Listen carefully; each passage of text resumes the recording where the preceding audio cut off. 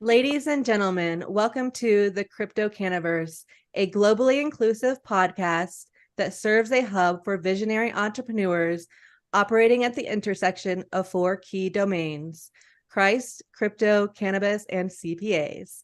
We help grow, educate, and inspire within the four C's by connecting founders with investors, advisors, and partnerships. All faiths are welcome. Hosted by Crystal Wampler and Alan Lau. And our guest co-host today is Bill Decker, Board of Advisors at Next Chain Ventures, former Layer 1 blockchain CMO, and 10-time entrepreneur. Welcome, Bill. Thank you for being our guest co-host. Happy to be here, and I brought my kazoo. Wonderful. What's the podcast without a kazoo has always been my motto. Oh my goodness. Oh my goodness. Bad jokes is definitely right down your alley. So tune in for more. Bill, tell us a little bit more about what you do to help our audience and founders. Well, I try to get to the story. I'm a marketing guy and I'm a media guy. And a lot of people who come on shows and a lot of people who come and speak at conferences are not necessarily speakers and not necessarily presenters. So I try to draw out not only who they are, what they're doing, but also what the business case is. And, bluntly, why would anyone call you? Why would anyone buy you? Why does anyone want to invest in you? And I do it with bad jokes. I always tell people, have you heard of Billy Crystal? Of course you have. And No. Robin, yes, we have. Have you heard of me? No. That's because I failed as a stand-up comic. On today, I'm only going to do 3 or 4 songs, by the way. I'm not going to do a lot. 2 poems, 3 songs, that's it. Oh, please start with a song. I think you should throw a dance in there just to have everything. One dance. Thank you. Thank you. We are booking speakers for April 2024. If you would like to be a guest speaker or learn about the companies on our show, please reach out to crystal@canethics.com. Note, we are not advising anyone to invest in the companies that present on our show. Please do your own due diligence. Today's show is being broadcast live across many different platforms, including LinkedIn, Facebook, Twitter, several Facebook groups, and YouTube, reaching over 10,000 people. Our strategic network includes venture capital firms, family offices, blockchain and crypto hedge funds, business owners, Web3 launchpads, CPAs, and attorneys serving ultra-high net worth clientele, and investors and angel investors. Alan, how are you doing today? I'm doing great. Fantastic. Wonderful. You have our Bible verse for today? Yes, I do. Today's Bible verse comes from 1 Chronicles 28:20. And it says, David also said to Solomon, his son, be strong and courageous and do the work. Do not be afraid or discouraged, for the Lord God, my God, is with you. He will not fail you or forsake you until all the work for the service of the temple of the Lord is finished. So this verse actually, I read it many times in my walk of life, I would say. And it always comes back to, my God, your Lord is always strong. Do not be afraid when you come into situations. God will never fail you, never will forsake you, never will leave you. Knowing that brings us a peace of mind, especially during the holidays. I like to share a story. I like sharing their story. So during the holiday seasons, I like to give back to, community and whatnot. So what I've done this past week was I got a turkey. I cut it into, a few different pieces and I air fried it. And I went to the homeless community, and actually every single day, either before the gym or after before the gym, go to the gym, I would find a homeless person that's on the street and say that, hey, Jesus Christ loves you. Say a prayer to them, let them know that Jesus Christ died on the cross for you. That way you have eternal life. And it just demonstrates that, God is always going to be with you, whether the person needs your help.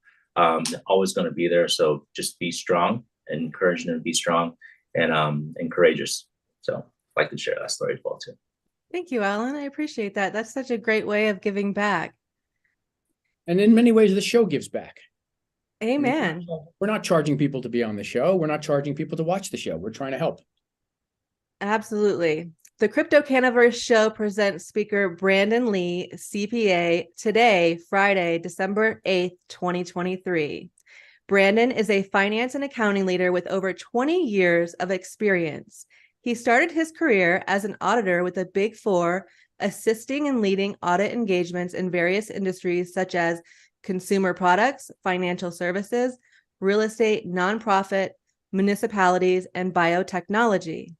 After nearly 5 years of Big Four audit experience, Brandon went on to the Walt Disney company's prestigious transaction support team. This team is responsible for providing purchase and divestiture accounting for major accounting transactions such as the acquisition of Marvel Comics, Lucasfilms, and many others. In addition, this team provides technical accounting expertise to Disney and all its subsidiaries, such as ESPN, ABC, Pixar, Disney Radio, and many others. After 7 years of technical accounting experience with the Walt Disney Company, Brandon went to Forever 21 as the senior manager of general accounting. Forever 21 is a $5 billion retail apparel company that started after the fast fashion movement. Brandon oversaw 2 accounting groups in this role, a GL team responsible for month-end closing and financial statement preparation, and a balance sheet team responsible for reconciling all company accounts. In addition to overseeing 2 accounting groups, Brandon participated or led in process improvements initiatives, ERP systems, SAP implementation, annual financial audit with Big Four, and implementation of new accounting pronouncements. After Forever 21, Brandon went on to 80/20 Consulting, where he was responsible for controllership and SEC reporting projects, including S1 and S4 filings and an IPO and SPAC transaction. Brandon serviced apparel, biotech, fintech, banking, professional services, and real estate clients. Brandon has held interim roles as manager, senior manager, director, and vice president. After 6 years of consulting, Brandon was promoted to director of client relations. In this role, Brandon is responsible for identifying and providing accounting and finance solutions for companies ranging in size from Fortune 500 to startups of various industries. Welcome, Brandon. Thank you, Crystal. Thank you, Ellen. That was a really long bio. Come to think of it, at this point, I could just leave. You guys already know everything about me. Thank you for having me on this show. Just a quick intro about my firm itself. So 80/20 Consulting, the name is the Pareto Rule, if you're not familiar with that. So the Pareto Rule basically says, in any organization, the top 20% of your employees will generate 80% of the productivity, whether it be 80% of the profits or 80% of the revenue. It's usually your top 20% of your employees are usually doing the most work. So 80/20 Consulting, we're a professional service firm headquartered here in LA, but of course we do work all across the country. But all the work that we do is tied to the office of the CFO. So this is anything in accounting, finance, financial systems. We take on interim projects from interim CFO to interim controller, anything that you find in accounting, in corporate accounting. So preparing financial statements, month-end close, technical accounting, IPOs, capital raise, something very similar on the finance side as well. Interim finance projects like interim finance manager all the way up to CFO as well. And then budgeting, strategic planning, transaction support like due diligence work. This is the type of projects that we specialize in. And that's just a little bit of our firm. But Crystal, I'd love to hear what kind of questions your group may have for me. I do have a quick question. Yeah. My finances are a wreck. I don't want an interim. I don't want you as a CFO, but I need you to come in here and kind of tell me what's wrong. Because sometimes the hit man is not the fix man, right? Do you do that kind of work? Yes. So we absolutely do this type of work. So just to give you an idea of like how they reach out to us is, one, the accounting side for most organizations is usually really underinvested, right? It's sort of seen as an expense, right? So, but then what will happen is you'll get into a situation where you need to do a capital raise. and you can't do any type of capital raise or be involved in any type of transaction, acquisition without a clean set of books, right? So they will call us and they'll be like, we need to get, our investment banking firm is here. We're looking to go to market. Can you help us clean the books? And we'll come in and we'll clean them up. Lots of times accounting is never urgent, but when it is urgent, it's really urgent, right? And it's like, we need to get a capital raise. We need our books cleaned that has not been cleaned in 12 months, 18 months, or something like that. So I have an expression I use. So I want to see if you agree with it. Companies do not have financial problems. They have financial symptoms. that's very true. Very true. Right? When I hear we have no money, that means you're not selling, right? Or we can't raise money, it means you're not managing this correctly. Or our books are a mess. That's not a financial problem. That's a management problem. All right, Crystal, I gave him a softball. Get him. Thank you. No, actually, we see this a lot in, startups and people, just starting to look for capital. They need a lot of help and they don't really put aside, money to pay for accounting services. They try to do it all themselves. And then they realize, hey, we need professional books. And so they reach out to people like Brandon Lee to come in and save the day. So Brandon, you have a lot of different accomplishments, some amazing accomplishments. Out of all the things that you've done, what are your favorite and what do you like to do now? Yeah. So, as a consultant, so at 80/20 Consulting, I've been here for 7.5 years, almost 8 years. The first 6 years was a consultant doing the accounting work. Just last year, I joined the business development team. So now I'm out here looking for projects for our consultants. But when I was a consultant, some of the best projects I was on, which is really memorable for me, was I did the IPO for a company called YogaWorks. Now, YogaWorks is bankrupt, they're defunct, but I worked with the CFO there really closely into bringing them to market. And that CFO is now the CFO of DineEquity. And he's still a client of ours. DineEquity, if you're not familiar, is a public company that owns IHOP and Applebee's. So they're a multi-billion-dollar company out there, and we still do business, we still keep in touch, and that was 6-7 years ago. That's really one memorable role. And then another memorable project that I had was at Aspiration. So Aspiration is a fintech company. They're like an online savings bank, and they really specialize in being eco-friendly. So this is planting trees, carbon offset initiatives, like that kind of that's like their niche. But some of the people that I've met have now joined Circle, which is actually one of my clients and one of my cryptocurrency clients. And yeah, it's just some of those projects are very memorable because made friends in a lot of these projects, and I still keep in touch with them today. So let me ask you a question, Brandon. I got a tech company. How do I know if you're any good? How do I pick a good versus a bad? How do I get clued into that? A good as in bad, like accounting and finance professional? Yeah. How will I know if I bring you in, how would I evaluate you? How would I evaluate anyone? Because remember, I'm a tech guy. I built a tech company. We do an international payments company or an NFT lab. We need help, but we don't know exactly where, and we don't know how to pick one. Sure. Yeah. Accounting is not easy. And when it's done right, it's really boring.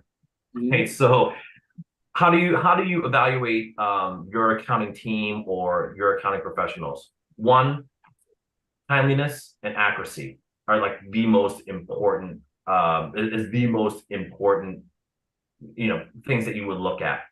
So if accounting is done right, it's very boring for you, right? Like you don't have changes to the accounting statements.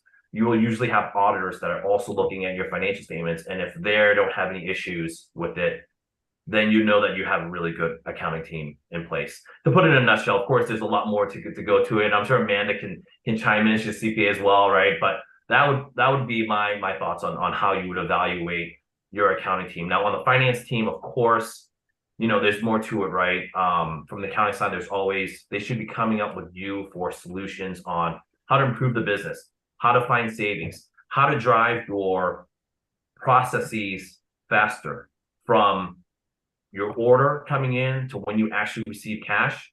how do you shorten that cycle, right? The basics is timeliness and accuracy. The next level is making your business more efficient. Right. We've got a hot question coming from Amanda. Hot question. No, I was just kind of bringing it back. Can you tell us specifically what you do as a director of client services? What does that entail? Yeah, so this is very much a sales and business development role. So I'm out here meeting potential clients to see what kind of accounting and finance issues that they may have. And hopefully one of our consultants can come in and fix that situation for them. So of course, this is anything like their books have not been cleaned in a while. They know they're on a cash business and you need to be on an accrual basis from accounting, get that cleaned up for their books because they need to do something, which is, it could be go through an audit. It could be that they're going to market and they need to present these to potential investors. They're trying to do a capital raise, that kind of thing. That's what a lot of our potential clients will call us up for. And that's what I'm there for. Try and assist them, try and find a solution that can help them. And then, of course, if I can't help them in a certain way, the network is really deep in helping them. If it's like some type of valuation, if it's a certain tax or legal, we have a very large network of being able to refer other partners in that area. And that's why I'm out here networking with people, coming on the podcast like this, right? Just to meet other people. Yeah, I looked at your website and it's you have a lot of staff. There's like pages and pages of it. So you guys are a fairly large company, right? We are. We have 120 consultants in our firm. Half of us are like the Big Four CPA types like myself. The other half are MBAs from very good business schools. But none of us are straight out of public accounting or straight out of business school. We've all been working in corporate accounting, corporate finance for quite some time. No.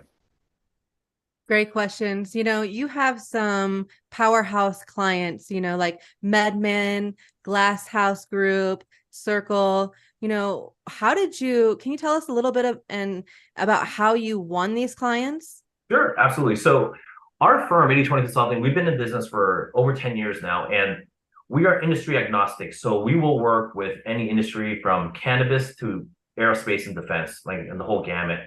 We were helping on the cannabis side years ago, even when the banking was so strict that they couldn't even deposit money in the bank account. They wouldn't even take it from the cannabis places.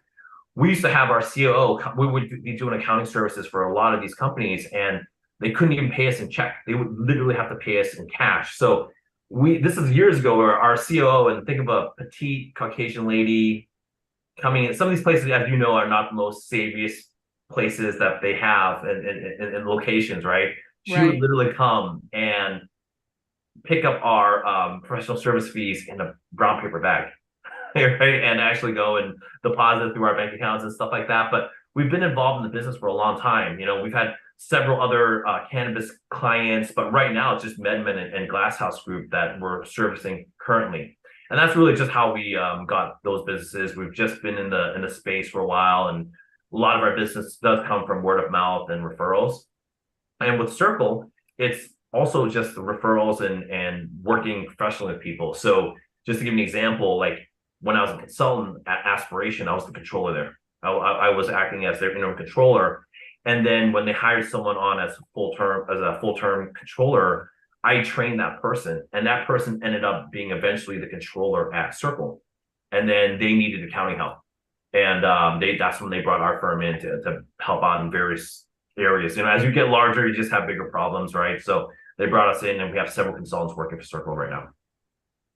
Nice. Your bio says that, you have worked with the SEC and reporting for quite some time. What do you think about do you think the SEC will approve the Bitcoin ETF? Hang on a second. Does SEC stand for Sam, Ernie, and Charlie? Yes, No. that's exactly what it is. Shared exchange. So, bad joke. Love your bad jokes. Thanks, Bill. I have no crystal ball, and I would never say I'm a crypto or cannabis expert, but just from our view, and it's really just more so my view than the firm's view on this, is that back in 2021, when the SEC approved of the Bitcoin futures, they pretty much painted themselves in the corner to approve the Bitcoin ETF. Like I don't think they have any way of saying no at this point. And I think it's probably imminent for them to pass this. And there's so much pressure. They have like some of the largest asset investment management firms that are pressuring the SEC to approve this. So I think it's a matter of time, and I think it's probably imminent within the next couple quarters that it gets approved. But Exactly. there's still so much regulation. There's still so much questionings about. Well, it's interesting because the more regulated that the cryptocurrency gets, the better it does. Yeah. I think it would be the opposite, but what is happening is now this is actually legitimate. Right when Bitcoin first started, and I think all of us were alive for that. I mean, there was no government oversight. No one thought it was anything but a hoax. No one got involved. Nobody cared. And now you have governments around the world saying, wait, this is real. It's legitimate. It's real, it's legitimate, and as more people use it, they can see its real cost savings. So as you know, Circle does a stable coin. So they do the euro and they do the US dollar coin. So for them, I mean, these guys are approaching $40 billion in total deposits from their coin offering, right? And as you know, 5% interest rates, you just do the math. And from the operation side on these stable coins, you don't have a massive customer service, you don't have a massive customer acquisition team that goes out there, right? Like there's a real use case for them in transacting and saving on the transaction fees. So that regulation only helps them. More people get exposed to it. They actually see the cost savings in actually using some of these coins to do cross-border transactions. It's just, it can only go from there. Well, what I see as a trend, and I know Crystal had a question, but I'm going to interrupt. That's fine. You're fine. Visa and MasterCard are using crypto payments. Now it's blind to the user, right? So you're using your MasterCard in Europe, you're paying in euros, and then they have to translate it back to dollars for your bill back in New Jersey or wherever you live. They're converting to crypto, making the payment in 30 seconds at a transaction cost of under $1 and converting it back to dollars. Now, however, Visa and MasterCard are not going to pass that savings on to you, but you can benefit by buying the stock in the companies. You can get it that way. But Visa is not saying, you know what, it used to cost us $27. It's now cost us 27 cents. Why don't I write you a check? They don't do that. Yeah. And I think Visa actually put a large investment into Solana not too long ago. They sure did. Yeah. Yeah, both Visa and MasterCard are heavy players there. And I think I'm sorry to jump in. I think the best point here, just to reinforce this whole conversation, is the most legitimate blockchain players in the space are asking, regulate us, tell us what to do, and we'll do it. Not that we don't care what it costs, but within reason, we will do whatever it takes to play by the rules. Just tell us what the rules are. And I think you saw the SEC actually countersue to say, well, we don't have to tell you what the rules are. We'll tell you when we figure it out or not, and we'll just keep finding you. So it's become an interesting dance. Well, I think the big banks, once they get involved, they understand that this technology is here to stay.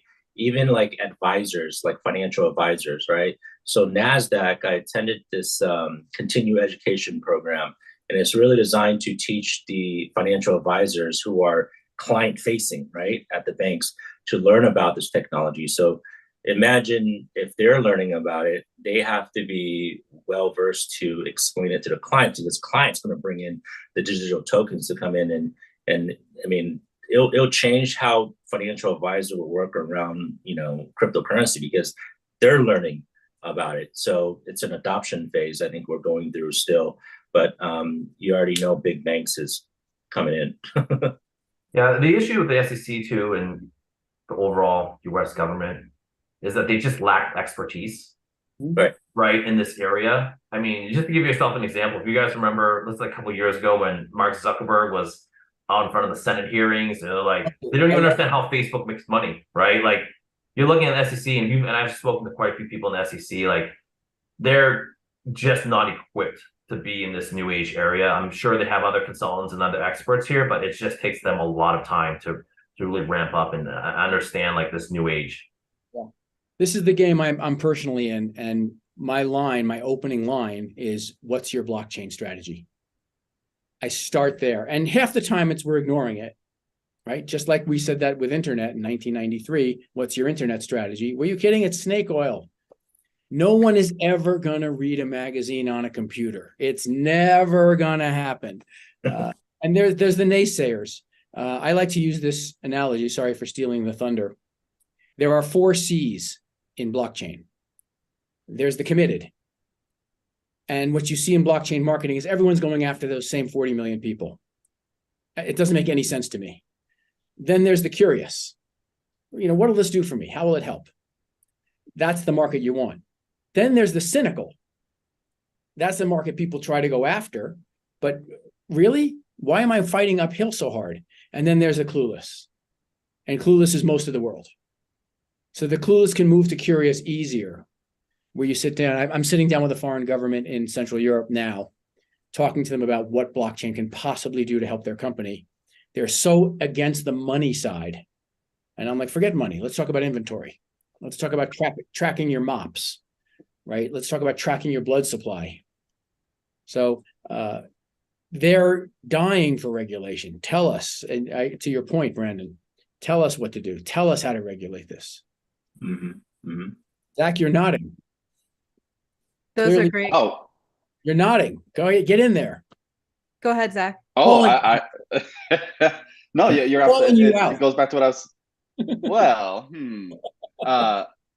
no, just going back to the conversation before. I mean, working with, regardless of whether you're a unicorn or you're just a government or someone trying to get in, one, understanding what is crypto, what is blockchain, and people have a really tough time explaining it like they would to a child. And I think that's part of the barrier that the greater industry has to get over. And 2, and I think this is where you were going, currency is probably the single worst use of blockchain technology that you could find. It's probably the most inefficient, and it's certainly the most ripe for fraud and any other sort of illicit activity. So when you talk about inventory management, when you talk about accounting, I mean, talk about the right audience for that conversation. I know I've worked with a few different blockchain startups out there that via the blockchain, you can instantaneously have a transaction approved from an AP/AR cycle, depending on which side of the table you're on, while in that less than a split second, book the journal entry, reconcile that entry, and then soup to nuts, you've just done complete accounting for a particular transaction in no time at all. That's completely verifiable and auditable. I love explaining the smart contract to people. Oh man, because it is so nebulous and so hard to understand. And you are so right, Zach. It's got to be a 10-year-old. And the smart contract I always use is the soda machine. Maybe you guys call it pop where you live. Sure don't. New York, not only do we call it soda, but we refer to those accounting companies as the big 4. But you're putting in your $2, you're getting your Pepsi. There's no human involvement at all. So can't we do other things using that methodology? And that's how you have to explain it to a kid. And I have the mind of a 10-year-old, so I'm perfect for it. Moving on to, the cannabis industry, we are seeing all kinds of consolidation. Brandon, what is happening? So on that front there, I think 2017, 2018, probably 2019, were probably some of the hottest years in that cannabis world for the acquisition and that consolidation.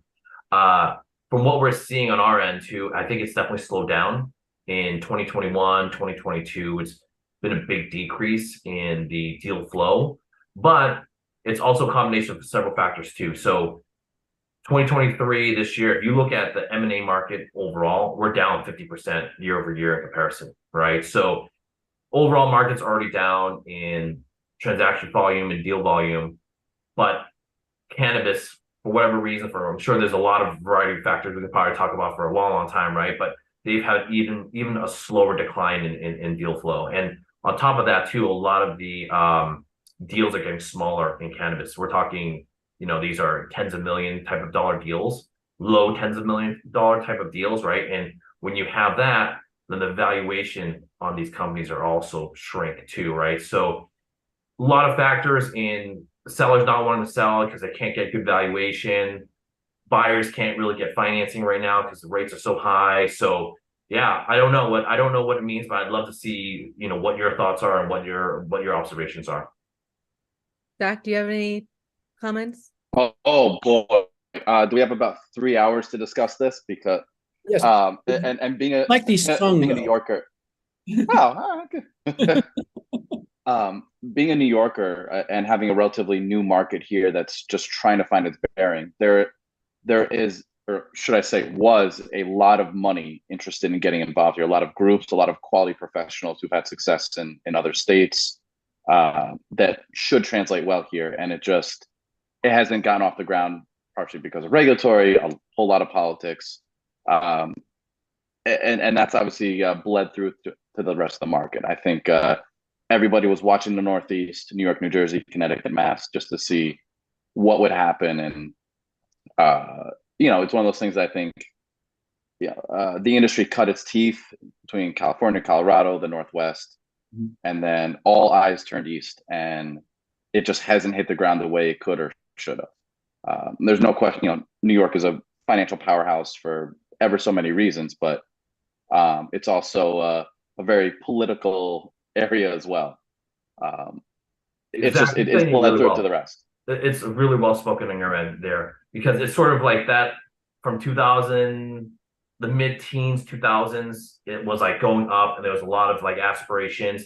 And then if you look at it over the last few years, less and less states are actually approving, right? So just in 2023, only like 2 states approved it. I think it was, I wrote it down somewhere. It was Minnesota and Delaware were the 2 states. Yep. About a month ago, Ohio just went legalized on it, right? But if you look at it, the trend of states legalizing it has really slowed down, right? And Texas being probably the biggest, the biggest impediment, in really legalizing with the rest of the country, because they're probably the largest state that has not legalized marijuana, whether it be in medical. Oh, they are absolutely the largest state and largest economy that hasn't. Yep. And they're like dragging their heels. But if Texas finally approves it, right, you can see a lot of the other, I think there's like 12 states that's still illegal. Once Texas legalizes it, you can see the other 11 states, rally around Texas. But the other side to this is the federal government. I mean, there's been the talk floating of either descheduling or rescheduling, going from 1 to 3 or 1 to the unknown. And given that 2024 is an election year and it should be a highly contested one, to keep this conversation apolitical, that gives all sorts of incentive to all parties to make some sort of change here. So whether that's decriminalizing or rescheduling or whatever that looks like, that also, I think, has put a lot of investment groups, giving them pause just to see what happens and then to pick up the ashes. But they said this in 2020 as well. Of course, yeah. We'll be saying this in 2028, so we'll see. It goes. Well, funny. I'm sorry, did I step on you? I'll get you out. Please. If it goes federal, it changes the tax base completely. Because right now they can't do interstate trade in cannabis. If it goes federal, now you can trade. Now in come the players like Del Monte, Philip Morris, Pfizer, right? Pasteur, and in come the R&D from the other countries. So the tax base will maybe. So the only reason I'll push back on it, so 280E becomes less of a concern theoretically, but then the one question that has to be asked that we wouldn't know until we see further plans: who's going to be calling the shots? Is it the FDA? Is it another federal agency? Is it one that hasn't even been created yet? Crystal will do it. Then that's easy. Yeah, right. Come on, we know her. We have an audience. All right. Well, let's hash this out right now. Yeah, perfect. Pardon the terrible pun. Handle this. Great comments. Brandon, with 80/20 consulting and speaking about, companies that are in crypto and cannabis and aerospace, and you handle, multiple facets of different industries, what time should they seek help from you? Sure. There's a lot of stages that we can be involved in, right? It could be in the early stages where You don't have an accounting team set up. You don't even have the accounting processes. You actually don't even know what like to do on a monthly, weekly, quarterly, and annual basis. You can bring us in and we will set the process for you. We'll be the architect to design your accounting processes. We could help you hire someone full-time, train that person to do all the work for you. And then we can always parachute out. We can parachute in, parachute out to help you wherever you may need it. But in the early stages, you could bring us in for that. Medium to later stages, if you're looking for a major investor, a major capital raise, if you need us to help get you through an audit, we're not an auditing firm, but we can, of course, work with the auditors and work with their audit team, make sure that all the requests that the auditors will usually have, that we manage that for you. We can do this on the audit side, in the transaction. So many deals break down because what will happen is you'll see this not just on the cannabis side, right, but just overall, whenever you see a transaction, an LOI gets signed by a potential buyer, the accounting team, next thing you know, is if they have errors in their accounting and they have to come back and revise estimates and revise financial statements, nothing can kill the confidence of a deal faster than that, right? To have to come back and all the numbers aren't right and this and that. Bring us involved. We'll make sure that the numbers are timely and accurate throughout the due diligence process. During the due diligence process, they're going to have a due diligence team coming in and asking questions about your business, and you want to have someone that's experienced in handling a transaction to answer those questions in a way that doesn't get more questions or doesn't have anything that's going to hurt your valuation, right? Come in, lead that transaction, be an interim CFO, quite frankly, because a lot of these companies don't have one, right? They don't necessarily even need one. So we can bring us in that point. And then also on an interim basis, you might not need a full-time CFO. You might just need someone for the occasional capital raise, working with the banks, working with a potential investor. You just need someone to come in and actually just lead like that type of process, that type of project. That's where we can also be brought on as well. You've got to be less expensive if I bring you in early. It's got to, as opposed to cleaning up my mess. It's a lot more efficient to do it that way. Like, so if you think about it, Bill, you're saying just right. So if you have a company and it's new and you actually don't really know how to set up the accounting processes, let me go set it for you. I have the instructions, the templates, the work papers, everything for you to hire someone to come in during a full-time basis, right? You don't necessarily have to hire multiple people. We can design it so it's really efficient for you. You don't need to hire like the greatest accountant in the world because things are messy, right? You can hire someone that can just maintain the ship, that can just fly the ship that we designed for them. Let me ask Zach a question. Shouldn't my finances be somewhat seamless so that if my CFO and my CPA get hit by a bus, someone new can walk in and understand it immediately? I mean, if you have processes designed the right way and if everything's documented, absolutely. I mean, so I think to Brandon's point, if you have someone come in and set things up at the foundational level the right way, when you bring in that more permanent resource, it becomes that much easier. So God forbid someone gets hit by a bus or gets abducted by aliens or take your pick. There it is, by aliens. Then you're good to go. So that's it's all part of the process. We have a question from Amanda. I'm jumping back in because you talked prices, and that was one of my questions. You guys said it might be cheaper when you start early, so I was like, oh, maybe my question's not gonna work. But do you guys run this subscription based? Is this project price based, or is it hourly based? How do you guys? Yeah, no, that's a great question, Amanda. So we are an hourly based firm. We don't do time and a half. We don't do double time. Nothing that penalizes you. So if you ever need to work our consultants like longer hours, is not a problem. But we do an hourly basis, which is fantastic because one, it's not like a flat rate where you've signed on for some 6-digit like fee. You can end our services at any time. You could use us for 2 weeks, 2 months, or even several years. We have a consultant at Glasshouse Group that has been there for 3 years now, just helping them out. So Other question for sorry. I was muted and I didn't realize.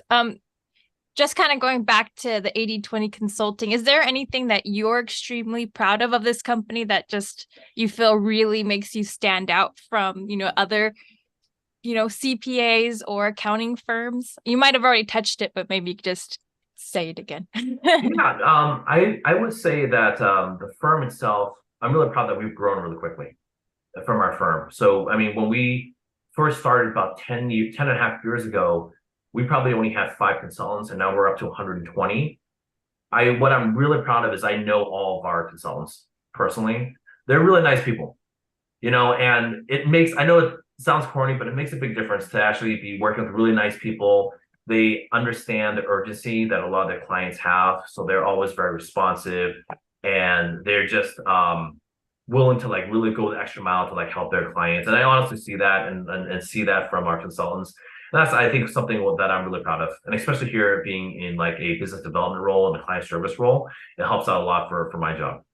I'm from New York City. What's a nice person? What does that mean? I'm sorry. I think I've heard that. I actually, in our business, sometimes we'll be the only accountant at a cannabis company. But sometimes if you're at Medman, it's like a public company and they have a massive team, you have to have enough interpersonal skills as well as technical skills to be able to manage the team underneath you, right? So we've had interim CFO roles at MedMen. We've had interim chief accounting officer roles as well, and they've had to manage a team, right? So it is really important that, you're strong enough to manage a team, but also not so strong that you're like abrasive, right, with the employees that are there.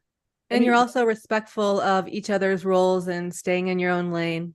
Surrounded by people who care. Bill, you're surrounded right now by good people. Yeah. Zach, let me put you on the spot, Zach. So I'm in marketing, and people say we need marketing, and I always say no. You need a marketing strategy. You need a marketing plan. Don't just have me start doing Facebook things and rolling video.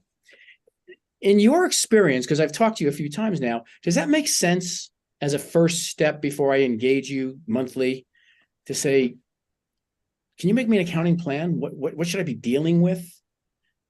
What does that look like? Oh, that's absolutely part of it. I think it was said really well before that you do need certain interpersonal skills, and you need to go through, in essence, a fact-finding mission. Because as much as we want to operate in US GAAP or whatever other standards, how those standards are applied and how you look at an individual company is different on a case-by-case basis. So I'm certainly a big believer in having as much standardization as possible and automating as much as you possibly can. But until you actually roll up your sleeves and dive into the personalities, into the individual business needs, into, what are you trying to accomplish here? Because there's some business models where you just need QuickBooks set up and, set up the banking integration and you're done. There's others where, oh man, there's like 60 hours a week of actual stuff to do. You need highly sophisticated KPIs because you have investor level reporting, you're publicly traded, blah, blah, blah, and everything in between. Zach, do accountants, could I turn to an accountant like you and say, here's 10 grand, write me a strategy before I have you implement it, right? Do the due diligence. Well, I think that's almost like that's dating before you get married. Right. So absolutely. Brandon, do you agree with that? Oh, absolutely. Help me write. That's the preferred way to do it too. Right. I just think of the people I work with often, tech CEOs, brilliant idea, don't know how to market, don't know what an accountant is. They have one for their taxes. Why not use QuickBooks? Why would I ever use an accountant when QuickBooks is almost free? Well, because you guys not anymore. Shoot, they raise their prices a lot. You want to design the plane when it's still on the ground. Not try to design it while it's in the middle of the air. I always like you need to kick the tires first method. Right. Exactly. But that dating one, I'm going to remember that before you get married. Well, in the world of marketing, where I always am, I'm always usually called in for a symptom as well, a strategic symptom. And they hand me a canvas that's been mudded. And like, can you fix the? No, I can't. I just talked to a company this morning with a Google proof name, and they're wondering why they're not getting any searches. Oh, wow. Yeah. Fix this. Well, I do a lot of office hours for a couple different tech communities, and it sounds really corny, and I feel silly asking the question all the time, but I find I have to ask this question to most of these different startups and these founders. How do you make money? Yeah. Like, it sounds like it's such a, in a vacuum, it's such a silly question I have to ask. Most of them can't answer the question. So if you can't answer that, and going back to the business plan, going back to strategy, and even from the marketing perspective, if you can't answer that with absolutely no pressure in a, in that type of environment, it's going to be really tough out there. I have a question for everybody. I'd love a 2-sentence answer from everyone on this one. Why can't we call it sales? Amanda, why do you have to say business development, client development? Why can't we just say sales? I just say sales, so I can't help you there. I can't answer it now. I'll say why I say it is just because sometimes they hear the word sales, their sales resistance goes up. So they're like, "Oh, you're a salesperson," But in reality, I'm not a salesperson. I literally just started doing sales a year ago. I'm an accountant. I've been doing accounting work for 21 years before I started doing this. So, Yeah, I think there's a bad connotation to it. Sorry, Crystal. No, you're exactly right. And I also think that business development, although it may entail sales, it's really about the relationship, and you're building the relationship with the client. And you're right, right when you say sales, people are like, oh, they're trying to sell to me, and that's not the case. Sales sounds like a car dealership selling a car. It's just like immediately they're like, oh, they're trying to sell you a car, like on the spot, right away. Get a sell, get a commission immediately. Let me push back. I don't know if Clayton's around. What do you think? I see a picture of him. Pocket square. It's nice. Fred, I have a question for you. Because you're in sales, so to speak. Do you find that right now you're still doing more virtual stuff, or do you guys have walk-ins? How do you usually get clients? You're calling, emailing, all sorts of different ways? Yeah, for us, it's pretty much, we have our own sales team as well. So we have a marketing team that reaches out through Google Words, through our own website. A lot of it is just referral business, word of mouth. It's pretty surprising how much business we generate just by having consultants at a company. So lots of times we'll have a consultant there and they'll be like, "Hey, I'm on the finance side, but I do notice that their manufacturing and costing, which can be very complex, and these are material numbers, of course, right? Like, is not being done correctly." They'll let us know, and we can try and contact their CFO, and lots of times we'll find a project that way. So there's a lot of methods about that in how we find business, but I would say a lot of it is, quite frankly, just referral and word of mouth. And that Google. Well, I like to say shaking the LinkedIn tree. Okay, I like that. Brandon, but do you guys work in an office, or are you more virtual? It's funny, this role of business development, back in the old days, they would like go to like companies all around LA. You're like driving, you're meeting people in their conference rooms. That will never happen again, because like none of the CFOs, none of the controllers or whatever, they don't even want to see you, right? Because back in the days, you'd be like, "Oh, here's the conference room." They want that handshake, like something to drink and yeah, all that stuff. Right here, they would love to just chat with you every handful of months. We contact potential clients to see how things are going. And we just do things over Zoom. So to answer your question, we're working largely remotely. Our consultants, I would say about 75% of our projects are still fully remote. The other 25% are probably some type of hybrid. But you're seeing more and more of our clients are, starting to go back into office. 2024, I think a lot of companies are starting to, bring people back in. Brandon, what's some advice to companies on how to choose a good CPA? Yeah, so there's a lot of consulting firms, CPA firms out there and we're not necessarily a CPA firm because we don't do audit work, right? So we don't do audit work and we don't do taxes. We're very much in the corporate accounting, corporate finance space. There's a lot of consulting firms out there, and one of the ways to really look at the consulting firms is really their consultants, their employees. So some consulting firms out there actually don't have employees. They will go and find a project and then they hit the Rolodex and try to find a consultant or find someone to go do the work. Now, what we found is these are the worst type of employees, because the people that they find from their Rolodex to do the work, lots of times they're in between jobs. And the moment they find a full-time project somewhere, full-time job somewhere else, they will leave your project, right? So those are some of the worst consulting firms out there. So if they ever, even if you're not using our firm, right? If you are using another firm, use a firm that has full-time employees. Our employees in our firm are full-time employees with employment agreements, benefits, comp, bonus package, all those things, right? And that means a big difference in the talent level that you attract and retain.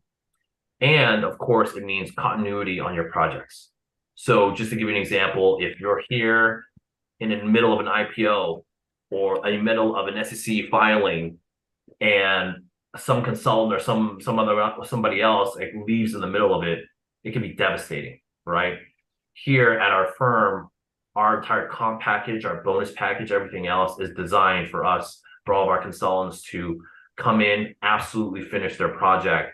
And on top of that too, the consultants that come join 80/20 Consulting, they're not here to just do this as like an interim position while they're looking for some other job. They come here and take this as a career. Just like myself, I was a consultant here for 6 years. And if this business development role stuff doesn't work out for me, I can always go back to being a consultant. How would a CPA that is looking for a position work with you? Yeah, we can work with quite a few CPA firms. Really, the easy answer is call me. I'm sure there's a lot of ways that we can brainstorm on how we can partner on projects or even join our firm. There's a lot of ways to do it, and I've seen quite a few ways to do it. So just call me, really. That's wonderful. For our viewers, how can someone reach you? Yeah, very easy to find. You can contact me at BLI@80/20 Consulting. I'm also Brandon Lee at on LinkedIn. You can find me very easily. My picture's there. And people tell me I still look like my LinkedIn picture. So That's rare. That's rare. that is rare. I was just going to say that's a rare commodity. I'm looking now. I don't think I look much like my picture, not gonna lie. That is wonderful. You know, Brandon, go ahead. Bill, did you have one last question? I have a good face for radio. You know, Brandon, thank you so much for joining us today and being our guest speaker. We really appreciate it. Thank you so much for having me, Crystal. Thank you, Ellen. You are most welcome. You know, before Alan closes with prayer today, we want to express gratitude for each and every one of you joining us today. And we can't wait to have you back next Friday for another exciting episode. And if you haven't yet, please find us on LinkedIn. We just launched our business page, and we would love to grow that. Alan, take it away. All right, let's close in prayer. Thank you so much for taking the time to join our CryptoCannaVerse show. Brandon, my good friend, thank you so much for joining. Let's bow our heads and close in prayer. Heavenly gracious Father, Lord, I just thank you for another great week of CryptoCannaVerse show, bringing some amazing people into a show on a weekly basis. Thank you for Brandon coming with 80/20 Consulting to share with us his role and how he helps corporations and accounting practices and CPAs do consulting work. Thank you so much for this group. Thank you for the group that always participates on a weekly basis. Continue to help us grow. Continue to help us, inspire us to help each other out in all things that we do. Praying for this holiday season to remind us that your Son, Jesus Christ, that came on this earth and died on the cross to forgive our sins so we can have eternal life. May we continue to focus on you, God, in all things that we do. In Jesus' name we pray. Amen.